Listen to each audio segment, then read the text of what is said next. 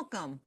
Let's talk about something that I don't think is discussed enough in the business world. What to do when you need to make decisions, but your brain feels like it's been run through a blender. If you've had those days where you know you're staring at a screen, you know you have things that you have to, decisions you have to make, but your brain is just not cooperating. The traditional advice is usually take a break, come back to it later, but sometimes you don't have that luxury. Sometimes the decision needs to be made today. So let's talk about how to make solid business decisions even when your cognitive capacity is running on fumes. Hi, my name is Shannon. If you don't know me, I am the F-Bomb coach and I help ADHD women build sustainable systems for their business. So let's get clear on what we're talking about today. Brain fried is that state where your cognitive resources are completely depleted.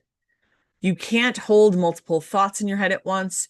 You read the same sentence 4 times and you still don't know what it says. Every option sounds either terrible or exactly the same. You feel physically exhausted, even if you haven't done anything physical. You might feel more emotional or more reactive than usual. And here's the kicker. You can't even decide simple things like what to have for lunch. This isn't laziness, regardless of what your little voice in your head says. It's not lack of focus. You're not able to focus because of something else. This is genuine cognitive depletion. And it's especially common for neurodivergent business owners who are already managing executive function challenges on top of running your business. So here's where it gets tricky. Sometimes you don't have the luxury of waiting until your brain recovers. You've got a client waiting for your decision on a project. Someone wants an answer about a collaboration opportunity by the end of the day. You need to negotiate a contract that's on the table right now. There's a problem that needs solving before it gets worse. Your team member needs direction. You have to decide whether to make this financial commitment before the deadline. You're mid-launch and decisions are coming at you rapid fire. The business world doesn't always respect your cognitive capacity. And sometimes you have to make decisions even when your brain is absolutely fried. So let's start with what not to do, because this is where most of us go wrong. Don't try to white knuckle your way through complex decisions without any support. That's how you'll end up making choices that you regret. Don't make decisions primarily because you feel guilty or ashamed about not having decided yet. Emotion-driven decisions, when you're depleted, rarely are going to work out. Don't gather more information thinking that that's going to help you. It just creates more options for you to evaluate, which requires more cognitive capacity that you don't have. Don't ask 10 different people for their opinion. Now you're managing 10 different perspectives. Again, you're adding more things on for your brain to do. Don't try to make the perfect choice. That's impossible even on good brain days. And for the love that is all holy, please do not start comparing how you make decisions to how other entrepreneurs, usually neurotypical ones, make their decisions. That's a shame spiral that you're going to get stuck in with no way to get out. So the first step when your brain is fried is to triage your decisions. You've got 3 categories. Must decide today means that there's a genuine deadline with significant consequences. Like you'll lose the opportunity, you're going to breach a contract, or cause some real problems. Should decide soon means it appears urgent, but actually has some flexibility. Maybe you can push the timeline by a day or 2. Can wait means it feels urgent because of your anxiety or your rejection sensitivity, but there's no actual timeline or pressure.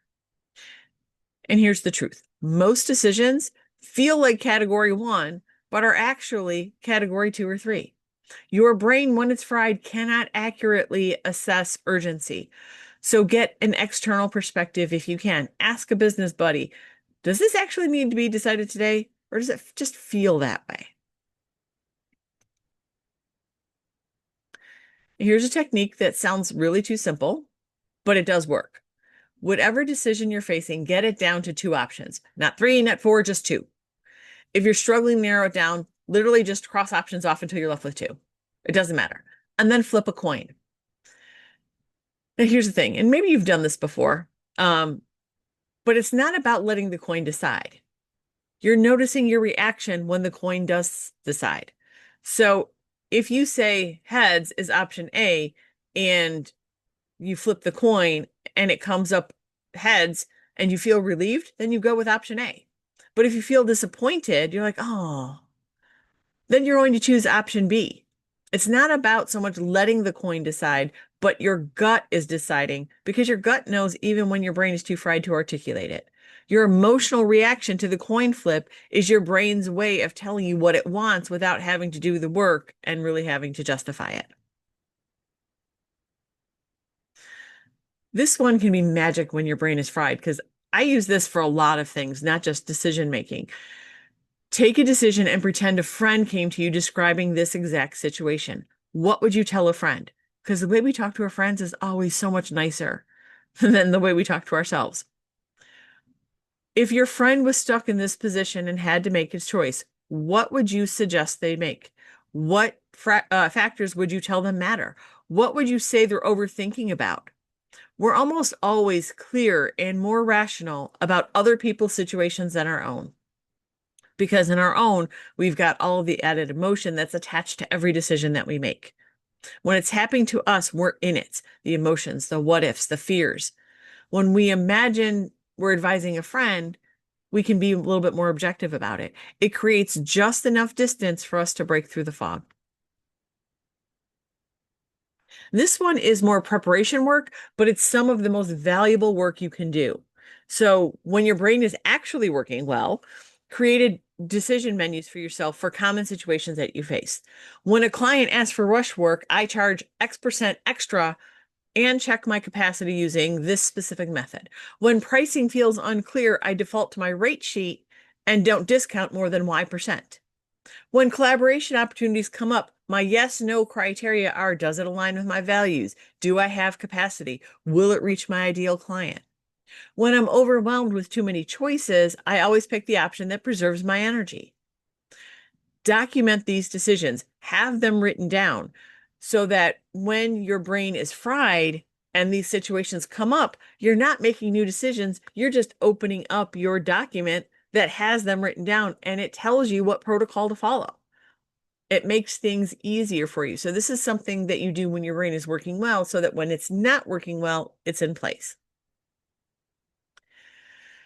Hey, look, sometimes you genuinely can buy yourself more time, even if it feels like you can't. When someone asks for a decision and your brain is fried, you can try, let me check my calendar and get back to you. I want to give this the consideration that it deserves. Can I respond by tomorrow afternoon? I need to verify something before I can commit. My policy is to sleep on major decisions. Most people actually respect this kind of thoughtfulness and won't push back. And even 24 hours can make a massive difference in your cognitive capacity. A good night's sleep, some time away from the decision, and your brain might be able to reset. I know it won't always work. Sometimes the timeline, the deadline is genuine, but you can test it. You might be surprised at how often I need until tomorrow is really acceptable. When your brain is fried, everything feels high stakes. That's part of why you're afraid to choose, because what if you choose wrong? Everything feels like your business will collapse if you make the wrong choice. So let's reality check that. What is the actual worst case scenario if you make the wrong choice? Not the catastrophized version, the realistic worst case. How likely is it to actually happen? If it did happen, could you recover from it? And here's the question that we forget. What's the worst case if you don't decide at all? Sometimes the worst case of not deciding is actually worse than making an imperfect decision. Most business decisions are not life or death. Most are reversible. Most have outcomes you can work with even if they're not optimal. And here's something that nobody ever tells you. Making decisions when your brain is fried is exhausting, even more exhausting than normal decision making. You need recovery time after. Clear your calendar if you possibly can. Do something completely mindless.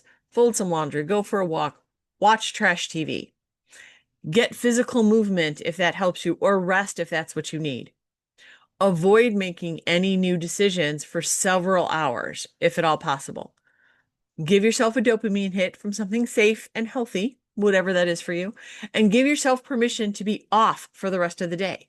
You just did something hard. You made a necessary decision with limited cognitive resources. That deserves rest and recovery, not immediately jumping to the next thing. Because keep in mind that it is a limited resource, and the more you push and the more you go, it's draining more and more and more. You need to give yourself a chance to reset.